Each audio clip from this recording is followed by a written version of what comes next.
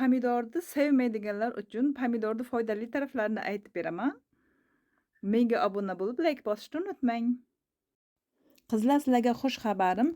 Pomidor ozish va yoshlikni saqlab qolishda katta yordam beradi.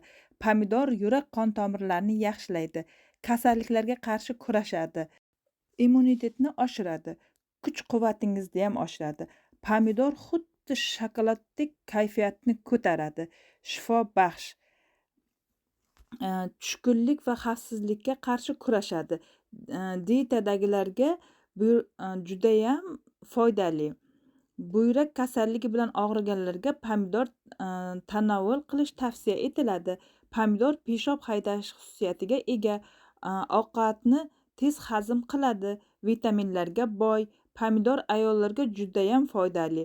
Ta'm sezish qobiliyatini normallashtiradi.